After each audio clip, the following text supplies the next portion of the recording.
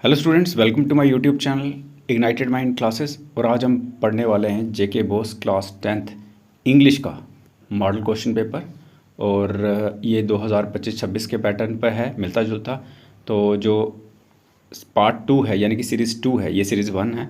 Series 2 जो है उसमें आपका न्यू पैटर्न जो है वो कवर हो जाएगा। ठीक है, तो चैनल पे नए हैं सब्सक्राइब कीजिए। तो चलिए स्टार्ट करते हैं। तो सबसे पहले आपका काम क्या है? इंस्ट्रक्शंस पढ़नी।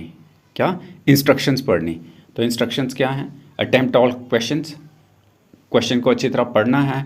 आंसर देने से पहले साफ़ सुथरा लिखना है, अंडरलाइन कर लें हैं की पॉइंट्स। ठीक है, और उसके बाद जो चॉइस क्वेश्चंस होंगे वो कैरी करेंगे इक्वल मार्क्स। ग्रामर और राइटिंग जो है वो बिल्कुल एरर फ्री होनी चाहिए और टू द पॉइंट होनी चाहिए। ठीक है, चलिए सेक्शन ए पर स्टार्ट करते हैं। ये है आपकी रीडिंग कॉम्प्रीहेंशन 15 नंबर की। तो इसमें क्या है कि आपको पैसेज दिया जाएगा, आपने पैसेज पढ़ना है नीचे और आंसर देना है क्वेश्चंस का। तो देखिए, जैसे यहाँ पे एक पैसेज दिया है, the importance of reading in today's world can not be overemphasised. Reading not only improves vocabulary but also broadens our perspective. Unfortunately, with the rise of social media, many students spend less time on books and more time scrolling screens.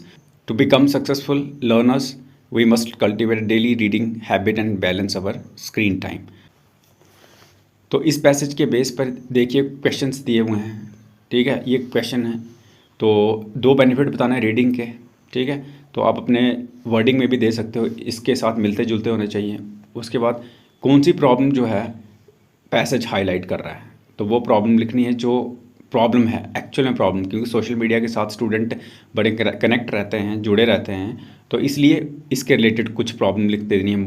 ठीक है, उसके बाद question number 3 जो है उसमें suggest करना है एक सोल्यूशन ताकि आप बैलेंस कर सकें स्क्रीन टाइम को। ठीक है, उसके बाद वर्ड मीनिंग जो है ये भी आ सकते हैं, जैसे इंक्रीज़ और राइज का मतलब क्या है। ठीक है, उसके बाद है right A short summary of the passage in about 50 words. आप शॉर्ट समरी भी लिख सकते हैं पैसेज की 50 वर्ड में। ठीक है, ये 4 नंबर का है।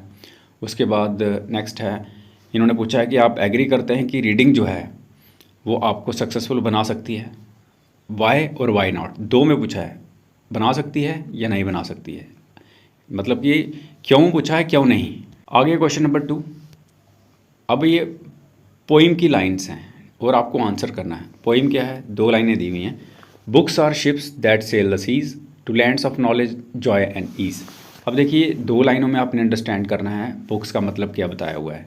पहला नंबर तो आपको पता होना चाहिए कि बुक्स नॉलेज, आपको नॉलेज इम्पार्ट करती है, नॉलेज देती है आपको। ठीक है, और आपको मॉरली और मतलब कि फ़िज़िकल एजुकेशन प्रोवाइड करती है, काफ़ी सारी मतलब कि जो नॉलेज प्रोवाइड करती है ओवरऑल वर्ल्ड की, पूरे ब्रह्मांड की। ठीक है, तो इस तरीके से आपको और एंटरटेन भी करती है। तो इसमें लिखा क्या है? What do books symbolise in these lines.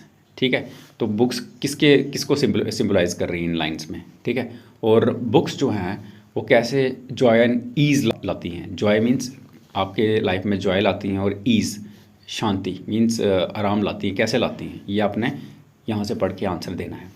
उसके बाद एक फिगर बतानी है स्पीच की जो लाइन्स में यूज़ की गई है और क्या मैसेज जो है ये लाइंस कन्वे कर रही हैं। ठीक है, आंसर के साथ में आपको नेक्स्ट जो हम कह सकते हैं कि जो नेक्स्ट आपकी सीरीज़ आई उसके साथ साथ हम आंसर भी पढ़ते जाएंगे। ठीक है, उसके बाद नेक्स्ट है आपको एक अदर वे बताना है स्टूडेंट्स जिसके थ्रू नॉलेज गेन कर सकते हैं, यानी कि बुक्स के अलावा, मतलब कि इन एडिशन टू बुक्स, और क्या है रास्ता जिससे कि स्टूडेंट्स गेन कर सकते हैं नॉलेज।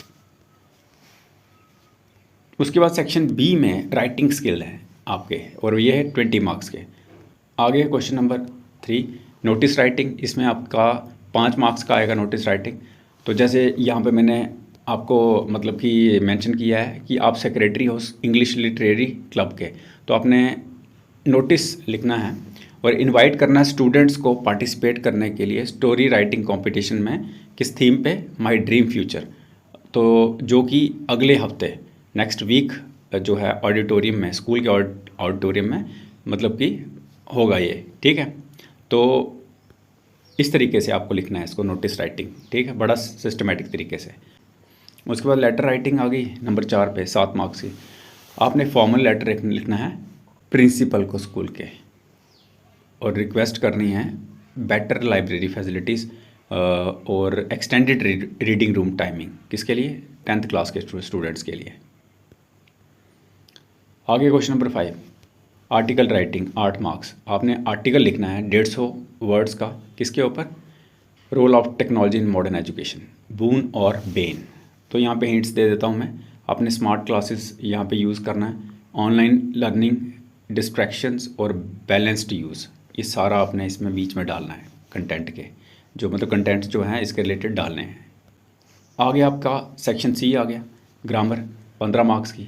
तो ये फिल इन द ब्लैंक्स हैं, सुटेबल प्रपोजिशंस देनी है, 5 नंबर की, एक एक नंबर का है।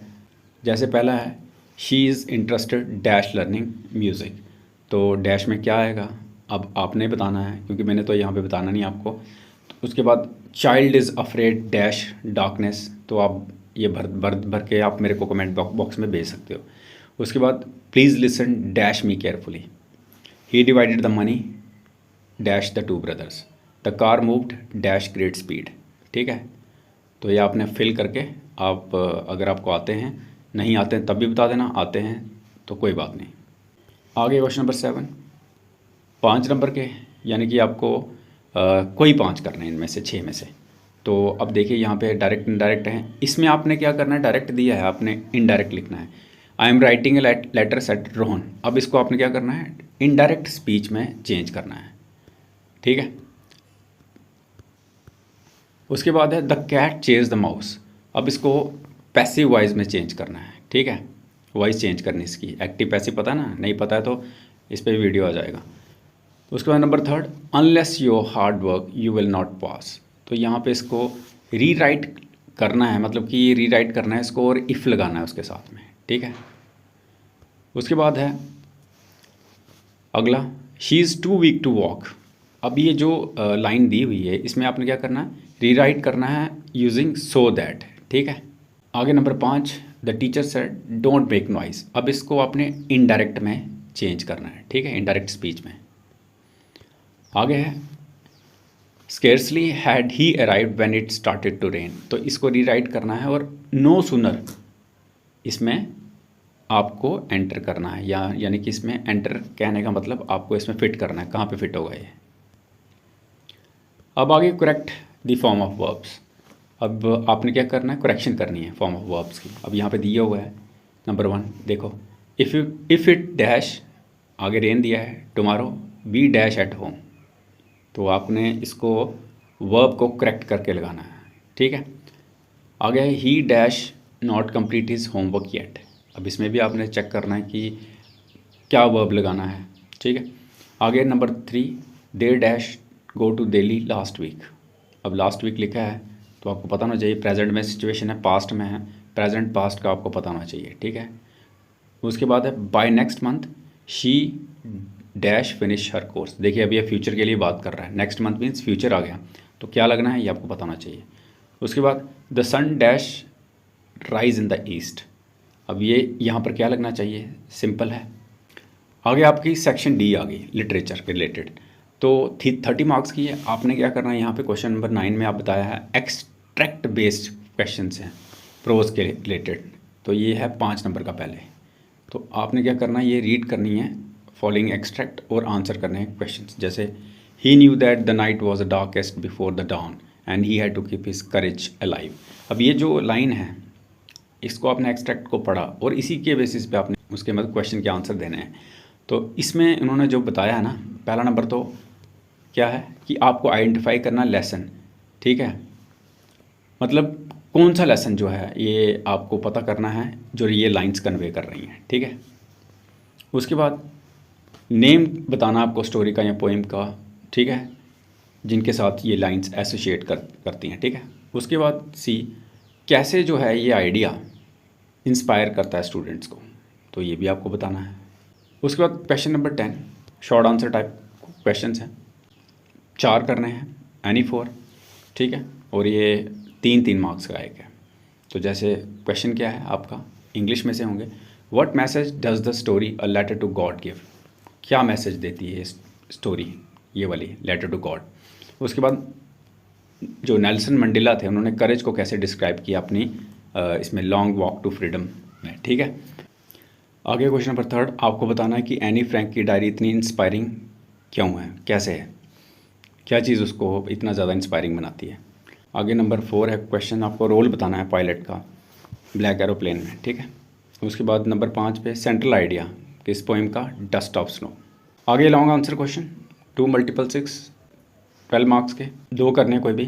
पहला है forgiveness is a mark of strength not weakness. आपको ये स्टेटमेंट जो है डिस्कस करनी है किसके रेफरेंस में, 100 ड्रेसेस के रेफरेंस में। आगे क्वेश्चन नंबर 2 है, आपको डिस्क्राइब करना है कैसे प्रपोजल जो किसने लिखा है, एंथोन चिकोब में, ये प्रेजेंट कैसे करता है ह्यूमर किसके थ्रू, करेक्टर्स और डायलॉग के थ्रू। आगे है क्वेश्चन नंबर 3, एक्सप्लेन करना है पोइम जो है टाइगर इन द जू कैसे ये कंट्रास्ट करती है फ्रीडम वाइल्ड की किसके साथ, कैप्टिविटी के साथ। आगे का लास्ट क्वेश्चन वैल्यू बेस्ड है, ट्रेंडिंग है, यहाँ पे एक ही होगा 6 मार्क्स का। Modern students must balance technology with empathy. इस स्टेटमेंट को आपने डिस्कस करना है एग्जाम्पल्स के साथ, किसी भी प्रोज या पोइम से आपके सिलेबस में जो प्रमोट करती है ह्यूमन वैल्यूज़ को, ठीक है।